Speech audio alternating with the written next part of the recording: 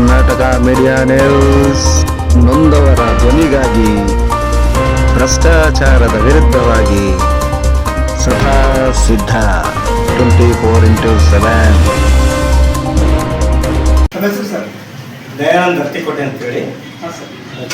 ಈಗ ನಾಳಿನ ಕಾರ್ಯಕ್ರಮದಿಂದ ಹೋರಾಟದಿಂದ ಇದೆಯಲ್ಲ ಸರ್, ಬಜೆಟ್ ಅಧಿವೇಶನದಲ್ಲಿ ಬಹುಕಾಲದ ಒಳ ಮೀಸಲಾತಿ ಖಾತರಿಪಡಿಸಿ ಸಂಪೂರ್ಣ ಒಳ ಮೀಸಲಾತಿ ಜಾರಿಗೆ ಆಗ್ರಹಿಸಿ ಎಲ್ಲ ಜಿಲ್ಲೆಗಳ ಉಸ್ತುವಾರಿ ಸಚಿವರುಗಳ ಕಚೇರಿ ಎದುರು ಒಂದು ದಿನದ ಸಾಂಕೇತಿಕ ಧರಣಿಯನ್ನು ದಿನಾಂಕ 23 ಸೋಮವಾರ 2026 ಬೃಹತ್ ಪ್ರತಿಭಟನೆಯನ್ನು ಮಾದಿಗ ಮಹಾಸಭಾದ ವತಿಯಿಂದ ಹಾಗೂ ಎಲ್ಲ ದಲಿತ ಪರ ನಮ್ಮ ಸಂಘಟನೆಗಳಿಂದ ಒಂದು ದಿನದ ಸಾಂಕೇತಿಕ ಧರಣಿಯನ್ನು ಹಮ್ಮಿಕೊಂಡಿರುತ್ತೇವೆ.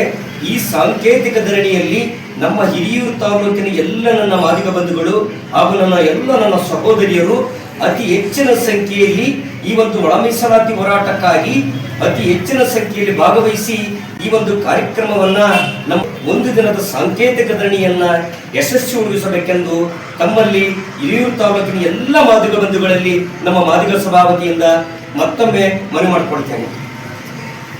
ಸಚಿವರ ಗಮನಕ್ಕೆ ಹೋಗ್ಬೇಕು ಅಂತ. ಸಚಿವರ ಗಮನಕ್ಕೆ ಯಾಕೆ ಹೋಗ್ಬೇಕು ಅಂತಂದ್ರೆ, ಈಗಾಗಲೇ ನೂರಾರು ಬಾರಿ ಪ್ರತಿಭಟನೆಗಳನ್ನ ಮಾಡಿದ್ದೇವೆ. ನಮ್ಮನ್ನು ಆಳುವ ಎಲ್ಲಾ ಸರ್ಕಾರಗಳು ಕೂಡ ನಮ್ಮನ್ನು ಕಣ್ಣೊರೆಸುವ ತಂತ್ರವನ್ನು ಮಾಡಿದ್ದೇವೆ.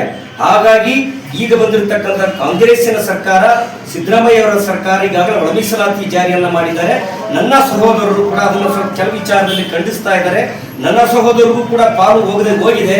ನಾವು ಯಾರ ಪಾಲನ್ನು ಕಿತ್ಕೊಳ್ಳೋಕೆ ತಯಾರಿಲ್ಲ. ನಮ್ಮ ಪಾಲನ್ನು ನಮಗೆ ಕೊಳ್ಳಿ ಅಂತ ಹೇಳಿ ಒಂದು ದಿನದ ಸಾಂಕೇತಿಕ ಧರಣಿಯನ್ನ ಹಮ್ಮಿಕೊಳ್ಳಲಾಗಿದೆ. ಆದ್ದರಿಂದ ನಮ್ಮ ಹೋರಾಟ ಶಾಂತಿಯುತವಾಗಿರುತ್ತೆ. ಯಾವುದೇ ಸರ್ಕಾರದ ವಿರುದ್ಧವಲ್ಲ. ನಮ್ಮ ಹಕ್ಕು, ನಮ್ಮ ಹೋರಾಟ.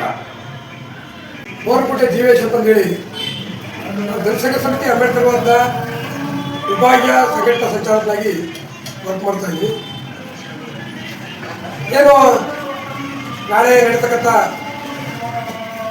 ಒಳ ಮೀಸಲಾತಿ ಹೋರಾಟ ಬಹುದಿನಗಳಿಂದ ಮಾದಿಗ ಸಮುದಾಯ ಈ ರಾಜ್ಯದಲ್ಲಿ ಹಲವಾರು ಹೋರಾಟಗಳನ್ನು ಮಾಡ್ತಾ ಏನು ನಾವು ಅಣ್ತಮಗಳು 101 ಜನ ಇರೋ ಅಣ್ತಮಗಳಲ್ಲಿ ನಾವು ಸ್ವಲ್ಪ ಜಾಸ್ತಿ ಇದ್ದೀವಿ ಮಾದಿಗರು, ನಮ್ಮ ಪಾಲನ ಜನಸಂಖ್ಯೆ ಆಧಾರವಾಗಿ ಕೊಡಿ ಅಂತಂದು ಪ್ರೊಫೆಸರ್ ಬಿ ಕೃಷ್ಣಪ್ಪನವರಿಂದ ಹಿಡಿದು ಎನ್ ರಾಜಯ್ಯನವರಿಂದ ಹಿಡಿದು ಇದು ಹೋರಾಟ ಬಹುತಿಂಗಳ ಕಾಲದಿಂದಲೂ ಐತೆ. ಅದು ಆಮೇಗತೆಯಲ್ಲಿ ಸಾಕ್ತಕ್ಕಂಥ ಹೋರಾಟ. ಈಗೇನು 2004 ಇತ್ತೀಚೆಗೆ ಸ್ವಲ್ಪ ನಾವು ಜನಾಂಗ ಎಚ್ಚೆತ್ಕೊಂಡು ಒಳ ಮೀಸಲಾತಿಯಲ್ಲಿ ಇರ್ತಕ್ಕಂಥ ನಮ್ಗೆ ಆಗ್ತಕ್ಕಂಥ ಅನ್ಯಾಯಕ್ಕೆ ಇವತ್ತು ಒಳ ಮೀಸಲಾತಿ ಹೋರಾಟ ಆಗಬೇಕು ಅಂತಂದೇಳಿ ಈಗ 15 20 ವರ್ಷದಿಂದಲೂ ಭಾಳ ಜೋರಾಗಿ ನಡೀತಕ್ಕಂಥ ಹೋರಾಟವನ್ನು ಸರ್ಕಾರಗಳು ಗಮನ ಹರಿಸಿದ್ದಾವೆ. ಕಳೆದ ಬಾರಿ BJP ಸರ್ಕಾರದಲ್ಲಿ 17% ಮಾಡಿ ಇದು ಮಾಡ್ತೀವಿ ಅಂತಂದೇಳಿ ಸೆಂಟ್ರಲ್ಗೆ ಹೋಗ್ತಕ್ಕಂಥ ಅದು ಒಂದು ನಮ್ಮ ಜನಾಂಗಕ್ಕೆ ಮಾಡಿರ್ತಕ್ಕಂಥ ಒಂದು ಆಶ್ವಾಸನೆ. ಈಗ ಕಾಂಗ್ರೆಸ್ ಸರ್ಕಾರ ಕೂಡ ಬಂದು ಕಾಂಗ್ರೆಸ್ ಸರ್ಕಾರ ಒಳ ಮೀಸಲಾತಿಯಲ್ಲಿ ಎಲ್ಲ ಒಂದು ಏನು ಸುಪ್ರೀಂ ಕೋರ್ಟು ಆದೇಶದ ಮೇರೆಗೆ ಎಲ್ಲ ರಾಜ್ಯದಲ್ಲಿ ಏನು ನಡೀತದೋ ಈ ಕರ್ನಾಟಕ ರಾಜ್ಯದಲ್ಲಿ ನೀವು ಮಾಡಬೇಕು ಅಂತ ಹೇಳ್ತಾ ನಮ್ಮಲ್ಲಿರ್ತಕ್ಕಂಥ ಅಣ್ತಮಗಳು ಬಲಾಢ್ಯವಾದಂಥ ಅಣ್ತಮಗಳು ಏನು ಒಳ ಮೀಸಲಾತಿಯಲ್ಲಿರ್ತಕ್ಕಂಥದ್ದನ್ನು ಸರ್ಕಾರಕ್ಕೇನೆ ಗೊಂದಮಯ ಮಾಡ್ತಕ್ಕಂಥ ಕೆಲಸವನ್ನು ನಮ್ಮ ಅಣ್ತಮಗಳೇ ಮಾಡಿದ್ದಾರೆ. ಹಾಗಾಗಿ ಗೊಂದಮಯ ಬೇಕಾಗಿಲ್ಲ. ಈ ಸರ್ಕಾರನೂ ಕೂಡ ಇಕ್ಕಟ್ಟಿಗೆ ಸಿಕ್ಕಿದೆ. ಯಾಕಂದ್ರೆ 101 ಜಾತಿ ಏನು ಮಾತು ಕೇಳಬೇಕಾಗಿದೆ ಅದು ಸರ್ಕಾರ. ಹಾಗಾಗಿ ನಮ್ಮ ಮುಂದೆ ಕೇಳ್ತಾರೆ, ನಾವು ಕೇಳ್ತಾ ಇರೋದು ನಾವು ಜನಸಂಖ್ಯೆ ಇದ್ದೀವಿ. ಜನಸಂಖ್ಯೆ ಆಧಾರದ ಮೇಲೆ ನಮಗೆ ಒಳ ಮೀಸಲಾತಿಯನ್ನು ಜಾರಿ ಮಾಡಬೇಕು. ಅದ್ರ ಜೊತೆಗೆ ನೀವು ಸರ್ಕಾರ ಏನು ಮಾಡಿದ್ದೀರ ಅಂತಂದು ಹೇಳಿದರೆ ಮೊನ್ನೆ ಮಾಡಿರ್ತಕ್ಕಂಥ ಏನು ನಾಗಮೋಹನ್ ದಾಸ್ ಅವರು ಮಾಡಿರ್ತಕ್ಕಂಥ ವರದಿಯಲ್ಲಿ ನೀವು ಎಲ್ಲದನ್ನು ಧಿಕ್ಕರಿಸಿ ನೀವೇ ಸಚಿವ ಸಂಪುಟದಲ್ಲಿ ಕುತ್ಕೊಂಡು ನೀವು ಮಾಡಿರ್ತಕ್ಕಂಥ ಒಂದು ತೀರ್ಮಾನ ಇದೆಯಲ್ಲ, ಅದನ್ನು ಇವತ್ತು ಕೂಡ ರಾಜ್ಯಪಾಲರು ಒಪ್ತಾ ಇಲ್ಲ. ಯಾಕೆ ಒಪ್ತಾ ಇಲ್ಲ ಅಂದರೆ ನಮ್ಮ ಅಂಟಗಳನ್ನೇ ಮಾಡ್ತಕ್ಕಂಥ ದಾರಿ ತಪ್ಪಿಸುವಂಥ ಕೆಲಸ ಮಾಡ್ತಾ ಇದ್ದಾರೆ. ಹಂಗಾಗಿ ದಯವಿಟ್ಟು ಮಾನ್ಯ ಮುಖ್ಯಮಂತ್ರಿಗಳು, ಸಚಿವ ಸಹೋದ್ಯೋಗಿಗಳು ಎಲ್ಲ ಏನು ಈ ರಾಜ್ಯದ ಎಲ್ಲ ಕ್ಷೇತ್ರದ ಸಚಿವರುಗಳು, ಜಿಲ್ಲಾ ಉಸ್ತುವಾರಿ ಮಿನಿಸ್ಟ್ರುಗಳು ಇದನ್ನ ಗಂಭೀರವಾಗಿ ಪರಿಗಣಿಸಿ ಈ ರಾಜ್ಯದಲ್ಲಿ ನಾವು ಜನಸಂಘ ಸಮಿತಿ ಆಮೇಲೆ ದಲಿತರು ಮಾದಿಗರು ಕಾಂಗ್ರೆಸ್ ಮಾಡೋದಕ್ಕೆ ಅತಿ ಶ್ರಮ ವಹಿಸಿದ್ವಿ. ಆದ್ರಿಂದ ದಯವಿಟ್ಟು ಎಲ್ಲ ಮಿನಿಸ್ಟ್ರುಗಳು ಕೂಡ ಇದರ ಚರ್ಚೆ ಮಾಡಿ ಸಿದ್ದರಾಮಯ್ಯವರು ಕೂಡ ಮನವರಿಕೆ ಮಾಡಿ, ಸಿದ್ದರಾಮಯ್ಯ ಕೂಡ ಮನವರಿಕೆ ಆಗಿದೆ. ಸಿದ್ದರಾಮಯ್ಯ ಒಂದು ಅಂಜಿಕೆ ಇದೆ ಅವರಿಗೆ, ಅವರ ಮಗನ ಭವಿಷ್ಯಕ್ಕೋಸ್ಕರ ನಮ್ಮನ್ನು ಕೂಡ ಭವಿಷ್ಯನ ತೆಗೆದಕ್ಕಂಥ ಕೆಲಸ ಮಾಡ್ತಾ ಇರುವಂತ ಎಲ್ಲ ಜನಗಳಿಗೆ ಅರ್ಥವಾಗಿದೆ. ಈ ರಾಜ್ಯದ ಜನಗಳಿಗೆ ಮಾದಿಗರಿಗೆ ಯಾರು ಅರ್ಥವಾಗಿದೆ ಗೊತ್ತಿಲ್ಲ. ಮಾದಿಗರಿಗಂತೂ ಸ್ಪಷ್ಟವಾಗಿ ಸಿದ್ದರಾಮಯ್ಯ ಗೊತ್ತಾಗ್ಬಿಟ್ಟಿದೆ.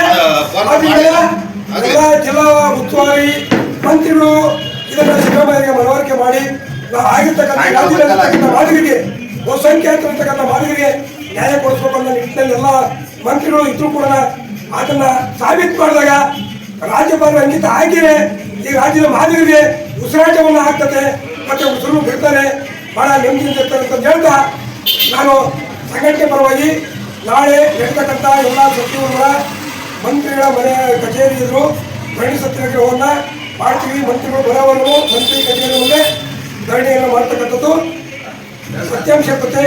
ನಾಳೆ ಬಹಳಷ್ಟು ಜನ ಮಾದಿಗ ಬಂಧುಗಳು ಆ ಧರಣಿಯಲ್ಲಿ ಪಾಲ್ಗೊಳ್ತಾರೆ. ಧರಣಿಯನ್ನು ಯಶಸ್ವಿ ಮಾಡ್ತೀವಿ.